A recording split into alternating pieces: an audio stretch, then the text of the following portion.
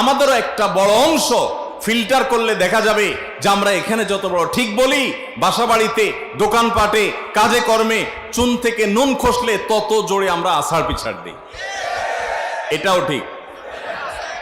ওয়াজ মাহফিলে বেঠিক কিচ্ছু নাই, সব ঠিক।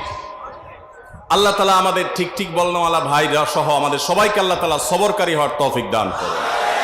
ভাইরা আমার, মনে রাখবেন ধৈর্য ধারণ এমন একটা গুণ, এর বিনিময়ে আল্লাহ রাব্বুল আলামিন হিসেব ছাড়া দিবেন।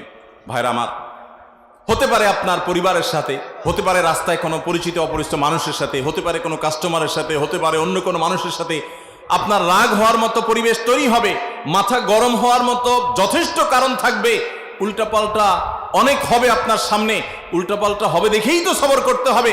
সব যদি ঠিকঠাক মতো হয় তাহলে তো সবরের প্রশ্নই নেই। সবরই যদি না করেন আপনি জান্নাত পাবেন কোত্থেকে?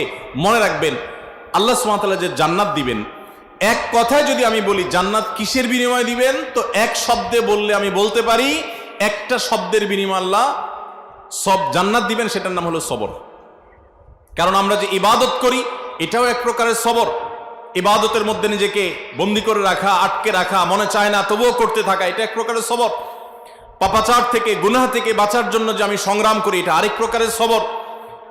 মাথার সামনে উল্টাপাল্টা হয়, মাথা গরম হওয়ার মতো যথেষ্ট কারণ থাকে, বহু উল্টাপাল্টা হয়, বিপদ আপদ হয়, মানুষ অনেক ঝামেলা তৈরি করে, মাথাটা গরম হয়ে যায়। গরম হলে মাথাকে ঠান্ডা রেখে সমাধান করা, প্রয়োজনে তাকে বিচারের মুখোমুখি করা, প্রয়োজনে তার উপযুক্ত শাস্তি নিশ্চিত করা। কিন্তু তাই বলে ইমানদার কখনো মুখ খারাপ করতে পারে না। ইমানদার কখনো তার রিয়্যাক্টটাকে ফাসিকের মতো করতে পারে না, গালিগালাজ করতে পারে না, অহেতুক ভাঙচুর করতে পারে না, তার জিদকে যেখানে সেখানে মেটাতে পারে না, বরং তাকে সবর করতে হয় এবং সবরের সাথে প্রত্যেকটা পরিস্থিতিকে মোকাবেলা করতে হয়। সবর করা মানে এই না যে একজন আপনার ক্ষতি করে যাবে আর আপনি শুধু মেনেই যাবেন।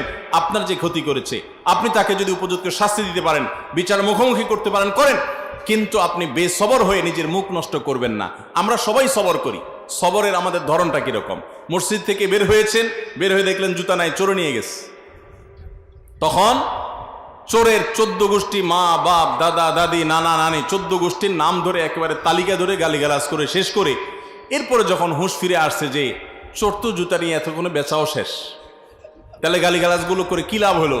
এবার আমরা বেশিরভাগ মানুষ বলি, যাক যেহেতু নিয়েই গেছে বেচারা, কি আর করা, সবর করলাম। তো গালিগালাজ করে, ভাঙচুর করে, আছাড় পিছাড় করে এরপর মাথা একটু ঠান্ডা হওয়ার পরে যখন বলেন, বউকে বলেন, স্ত্রীকে যখন বলেন, যাক যা হয়েছে হয়েছে, বাদ দাও, আমিও ভুলে গেলাম। এতক্ষণ গালিগালাজ করে এখন বলতেছেন আমি ভুলে গেলাম, এর নাম সবর না। নবী করিম সাল্লাল্লাহু আলাইহি ওয়াসাল্লাম বলেছেন, ইন্নামাস সবরু ইনদা সাদমাতিল উলা। প্রথম ধাক্কার সময়, প্রথম চাপের সময়, যখন আপনার দেখে মাথাটা গরম হয়ে গেছে, তখন নিজেকে ধরে রাখতে পারা, এটার নাম হলো সবর। আল্লাহ তাআলা আমাদের সবাইকে সবর ইখতিয়ার করার তৌফিক দান করুন। তাহলে ভাইরা আমার, আল্লাহ সুবহানাহু ওয়া তাআলা যে সমস্ত বিষয়ের মাধ্যমে বান্দার ভাগ্যে ভালো কিছু দেন, তার মধ্যে থেকে একটা হলো আল্লাহর ফয়সালাকে মেনে নেওয়া, আল্লাহর সিদ্ধান্তকে মেনে নেওয়া, কাযা বিল কদর, তাকদীরের প্রতি ঈমান আনা, যে আমার কোনো অসুবিধা হয়েছে আলহামদুলিল্লাহ বলা। এখন প্রশ্ন হলো ভাই, অসুবিধা হলে, সুবিধা হলে আলহামদুলিল্লাহ বলবো, আল্লাহর প্রশংসা করবো যে আল্লাহ দিয়েছেন, এটা তো বুঝলাম, কিন্তু অসুবিধা হলে আল্লাহর প্রশংসা করবো, এর যুক্তিটা কি? এর যুক্তিটা কি? আমি বাইক অ্যাক্সিডেন্টে একটা হাত ভেঙে গেছে, আল্লাহ তাআলা আমাকে সুস্থ রাখলে তো আমি আলহামদুলিল্লাহ বলবো, বুঝলাম, কিন্তু হাতটা ভেঙে যাওয়ার পরে আলহামদুলিল্লাহ বলবো কোন যুক্তিতে? আল্লাহ যে আমার হাতটা ভেঙে দিছে এই জন্য বলবো আল্লাহ তোমার শুকরিয়া, তুমি আমার ভালো হাতটা ভাঙছো, ভালো করছো, এই আমি শুকরিয়া আদায় করবো এই জন্য যে আমার একটা হাত ভেঙেছে, আরেকটা হাত ভালো আছে। এই অ্যাক্সিডেন্টে আমার 2টা হাত চলে যেতে পারতো, আমার যে হাতটা ভালো আছে ওই হাতের দিকে তাকে আমি বলবো আলহামদুলিল্লাহ। এ ধরনের অ্যাক্সিডেন্টে বহু লোক জীবন হারিয়েছে, আমার জীবনটা রয়ে গেছে, সেজন্য আমি আল্লাহকে ওই দিকে তাকায় বলবো আলহামদুলিল্লাহ।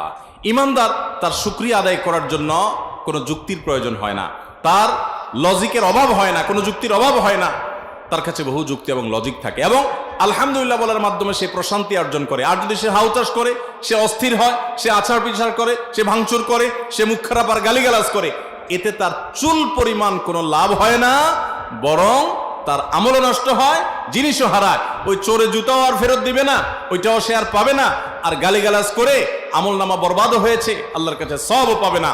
খাসিরাত দুনিয়া ওয়াল আখিরা, তার দুনিয়াও বরবাদ হলো, আখিরাতও বরবাদ হলো। আর যে ধৈর্য ধারণ করে তার সাময়িক ক্ষতি হয়, কিন্তু চূড়ান্তভাবে আল্লাহর কাছে বিনা হিসাবে জান্নাত পাওয়ার মাধ্যমে সে লাভবান হয়, তার কোনো ক্ষতি হয় না। এই জন্য আমরা আল্লাহর ফয়সালা কখনো আমাদের মনোভূত হবে না, আল্লাহর সিদ্ধান্ত কখনো আমাদের মনোভূত হবে না। আমরা সবর করব, ধৈর্য ধারণ করব। আল্লাহ আমাদের সবাইকে সে তৌফিক দান করুন। ভাইরা আমার, আল্লাহর ফয়সালা আমাদের মনোভূত না হলেও যদি আমরা সবর করি, তাহলে এর বিনিময়ে আমরা দুনিয়াতেই নিজেদের আল্লাহর পক্ষ থেকে পাওয়া বিনিময় দেখার সুযোগ হয়তো পাবো, আখিরাতেও পাবো। আমি মক্কায় একবার এক ভাইয়ের কথা বিভিন্ন সময় আমি বলেছি, যিনি হোটেল ব্যবসা করতেন, আবাসিক হোটেলে। হাজি সাহেবরা যেতেন বাংলাদেশ থেকে ওমরা বা হজের জন্য, তাদের কাছে হোটেল ভাড়া দিতেন, এটা তার ব্যবসা ছিল। তো করোনার ঠিক আগে এই লোকটা হঠাৎ করে আমাকে বললেন যে ভাই, মনটা খারাপ, বহু বছর আমি এই হোটেলটাতে ব্যবসা করি, মালিক সৌদি মালিকের সাথে আমার ভালো সম্পর্ক। তো আমি যে এই হোটেলটা সারা বছরের জন্য 1 মিলিয়ন রিয়াল দিয়ে ভাড়া নেই, আমারই স্বদেশী আরেক ভাই, বাংলাদেশি আরেকজন, সে মালিকের ফুসলায়া ফাসলায়া আরো 2 লক্ষ রিয়াল বাড়াই দিয়া সে হোটেলটা নিয়ে নিস। আমি 1 মিলিয়ন দিয়ে নিয়েও ব্যবসা ভালো করে করতে কষ্ট হয়, তারপর হারামের পাশে আছি, বেঁচে আছি, আল্লাহ শুকর। কিন্তু সে আরো 2 লাখ বাড়াই দিছে, তাকে দিয়ে দিছে, সে তো ব্যবসা আসলে করতে পারবে না, আমার ক্ষতি করা তার উদ্দেশ্য হয়তো বা। তো মন খারাপ, আমি দেশে চলে যাচ্ছি। লোকটা অনেক মন খারাপ করছেন যে এত বছর ছিলাম মক্কায়, আল্লাহর ঘরের পাশে ব্যবসা করতাম, আরেকজন এসে আমাকে ল্যাং মেরে আমার ব্যবসা থেকে আমাকে সরাই দিল। খুব মনে কষ্ট নিয়ে লোকটা চলে আসছে দেশে, আমার পরিচিত। তো দেশে আসার পর উনিও দেশে আসছেন, এরপর পৃথিবীতে করোনা এসে হাজির, এবং করোনার কারণে 2-3 বছর পর্যন্ত যখন হজ ওমরার ব্যবসা সব বন্ধ, ওই যে বেচারা, তাকে ল্যাং মারার জন্য আরো 2 লাখ রিয়াল বাড়াই দিয়া ওইটা ভাড়া নিয়ে নিছে অগ্রিম। সৌদিতে নিয়ম হলো এই সমস্ত ভাড়াটা সব অগ্রিম দিয়ে ফেলতে হয়।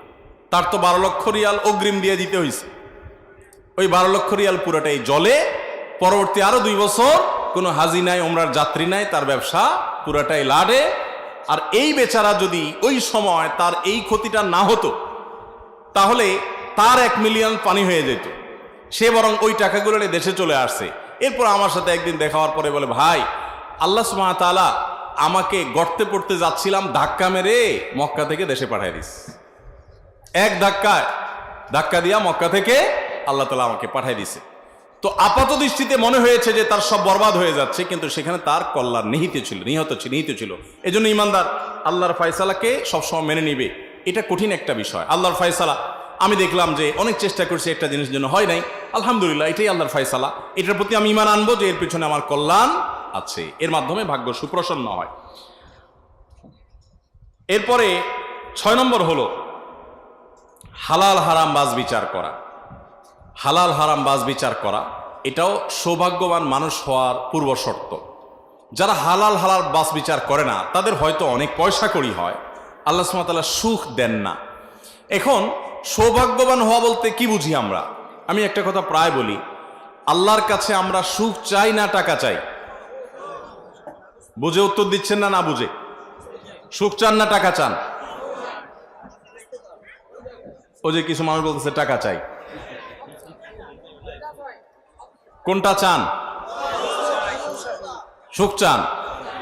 আচ্ছা, তাহলে এবার আসেন, আমি 2টা অপশন দেই, আপনি আসলে সুখ চান কিনা নিজের পরীক্ষা নিজে করেন। এবার আল্লাহ সুবহানাহু ওয়া তাআলা যদি আপনাকে বলেন, বান্দা, তোমাকে 2টা অপশন দেয়া হচ্ছে। একটা অপশন হলো যে ব্ল্যাঙ্ক চেক, কত শত কোটি তোমার লাগবে তুমি ফিগার বসায় নাও, যা লাগে তুমি নাও, 200-500 কোটি টাকা তুমি নিয়ে নাও। এটা একটা অপশন। তবে এই টাকা পাওয়ার পর সুখ পাবা কিনা সেটা নিশ্চয়তা তোমার নাই।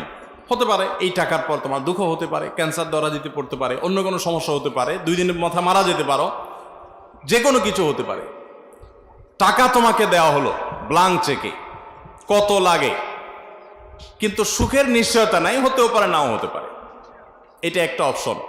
অপশন নম্বর 2, তোমাকে কোনো রকম একটা কুড়ের ঘরে থাকার ব্যবস্থা করা হবে, যেখানে একটু জোরে বাতাস আসলে পানি পড়বে, বাতাস ঢুকবে।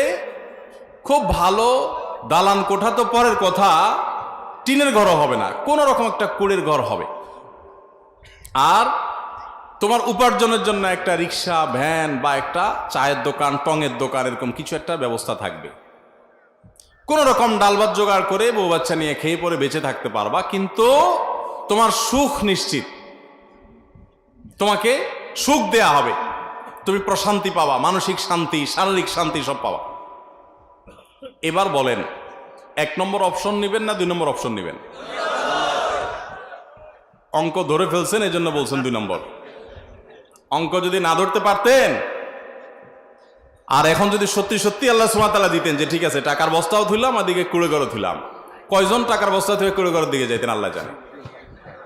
ভাইরা আমার, আমরা প্রত্যেকে আল্লাহর সাথে এমন কথা বলে, বিশেষ করে যুবকরা অনেকে দোয়া করে আল্লাহর কাছে, আল্লাহ তোমার কাছে বেশি কিছু চাই না, 1,03,000 টাকা দাও, একটা বাইক, একটা ছোটখাটো কোনো বিজনেস, আর একটু বিয়ে শাদী করার একটা ব্যবস্থা। 1,03,000 টাকা দাও আল্লাহ, সুখটা আমি বুঝে নিব, তুমি টাকা 3 লাখ দাও। অনেক যুবক এরকম দোয়া আল্লাহর কাছে করে কি করে না? ভাইরা আমার, ইমানদার আল্লাহর কাছে এভাবে দোয়া করবেন, এটা দোয়ার আদব না। আমাদের প্রিয় নবী সাল্লাল্লাহু আলাইহি সাল্লামের এত দোয়া, হাজার হাজার মাসনুন দোয়া, একটা দোয়াতেও আমি খুঁজে পাই নাই যে নবী সাল্লাল্লাহু আলাইহি সাল্লাম আল্লাহর কাছে দোয়া করেছেন আল্লাহুম্মা ইন্নী আসআলুকা কাসরাতাল আমওয়াল ওয়াল আরাদি, আল্লাহ তোমার কাছে অনেক পয়সা কড়ি চাই, অনেক জমি জমা চাই, এরকম একটা দোয়াও কোনোদিন শুনছেন? কোরআন হাদিসে কোথাও নাই। তাহলে তো নবী সাল্লাল্লাহু আলাইহি সাল্লাম কিসের দোয়া করেছেন আল্লাহর কাছে? তিনি আল্লাহর কাছে দোয়া করেছেন রব্বানা আতিনা ফিদ দুনিয়া হাসানাহ ওয়া ফিল আখিরাতি হাসানাহ, আল্লাহ দুনিয়াতে আপনার কাছে কল্যাণ চাই, ভালো চাই। এখন ভালো কি আপনি টাকা দিয়ে দিবেন না বিনা টাকায় দিবেন, কোটিপতি বানায় দিবেন না গরিব রেখা দিবেন, সেটা আপনি জানেন। আমার ভালো দরকার। আল্লাহুম্মা ইন্নী আসআলুকাল আফিয়া, আল্লাহ আপনার কাছে সুখ চাই, শান্তি চাই, সুস্থতা চাই, সমৃদ্ধি চাই। সেটা আপনি কি টাকা দিয়ে দিবেন না বিনা টাকায় দিবেন, লাখ টাকা দিবেন না কোটি টাকা দিবেন, সেটা আপনার ব্যাপার। এটা হলো দোয়ার আদব।